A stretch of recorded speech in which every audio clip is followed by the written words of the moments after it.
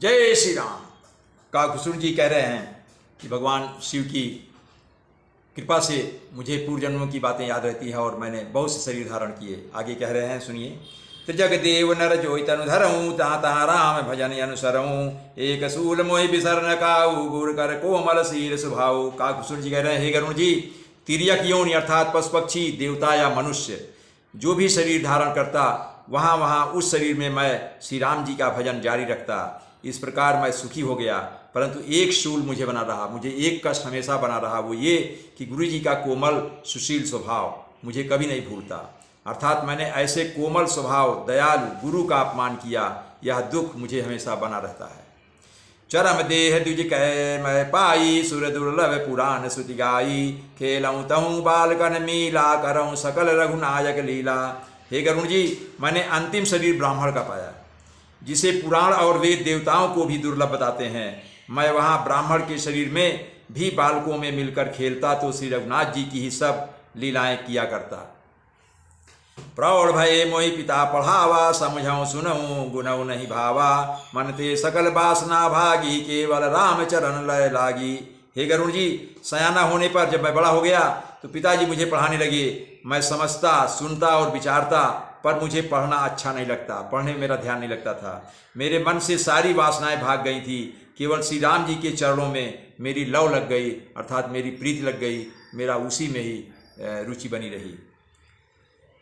कहु खगेश यस कवन अभागी, खरी सेव सुर धेनु ही त्यागी, प्रेम मगन मोहि कछु न सुहाई, हारे पिता पढ़ाई पढ़ाई।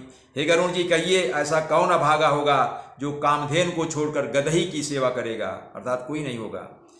प्रेम में मग्न रहने के कारण मुझे कुछ भी नहीं सुहाता। पिताजी पढ़ा पढ़ा कर थक गए, लेकिन पढ़ने में मेरा ध्यान नहीं लगता।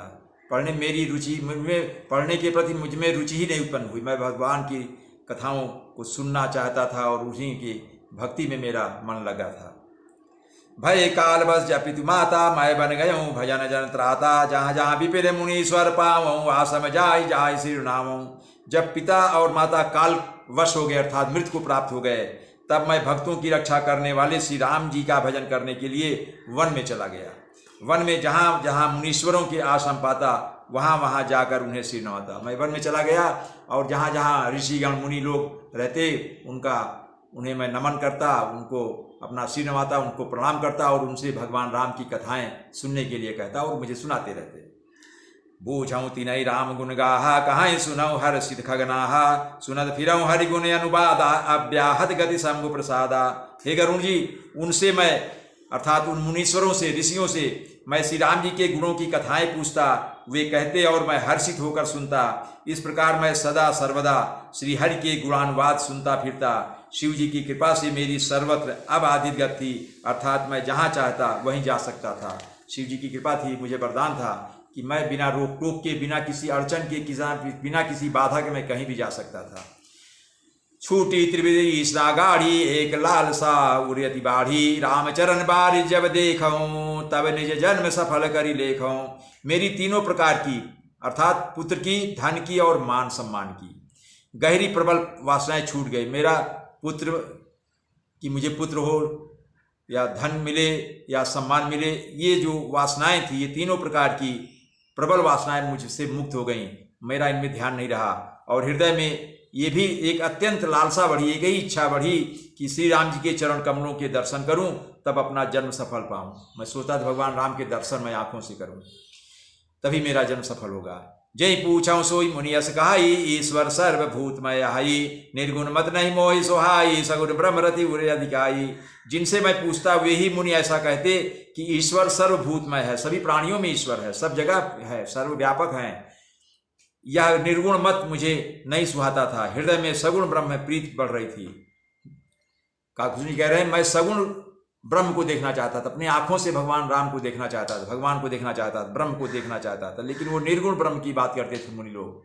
वो यही कहते थे भगवान तो सब जगह सर्वव्यापक हैं, सर्वभूतमय है, सभी प्राणियों में है, वो दिखाई नहीं देते, उनको महसूस करने समझ में आएगा। गुरु के बचन सुरति करी, रामचरण मनुलाग, रघुपति जस गावत फिरऊँ, छन छन नव अनुराग। गुरु जी के वचनों का स्मरण करके मेरा मन श्री राम जी के चरणों में लग गया। मैं क्षण क्षण नया नया प्रेम प्राप्त करता हुआ श्री रघुनाथ जी का यश गाता फिरता था। मेरु शिखर बट छाया मुनि लोमस आसीन, देखी चरण सिरुनायऊं बचन कहऊं अति दीन। हे गरुण जी, सुमेरु पर्वत के शिखर पर बड़ वृक्ष की छाया में लोमस मुनि बैठे थे। मैं घूमता फिरता आगे बढ़ा जब, तो मुझे सुमेर पर्वत पर जब मैं पहुंचा तो वहां पर एक वड़ का वृक्ष था, उसके नीचे लोमस नामक एक ऋषि बैठे हुए थे। उन्हें देखकर मैंने उनके चरणों में सिर नवाया, अर्थात उनको नतमस्तक हुआ और अत्यंत दीन वचन कहा। मैंने क्या कहा सुनिए आगे। सुनि मम वचन विनीत मृदु मुनि कृपाल खगराज, मोहि सादर पूछत भय दुजयायऊं के ही काज। हे पक्षीराज, मेरे अत्यंत नम्र और कोमल वचन सुनकर कृपाल मुनि लोमस जी मुझसे आदर के साथ पूछने लगे, हे ब्राह्मण, आप किस कार्य से यहाँ आए हैं। वहाँ मेरे पहुँचने का उन्होंने प्रयोजन पूछा कि मैं किस लिए उनके पास गया हूँ। तब मैं कहा, कृपानिधि तुम सर्वज्ञ सुजान, सगुन ब्रह्म और आधन मोहि कहाऊ भगवान।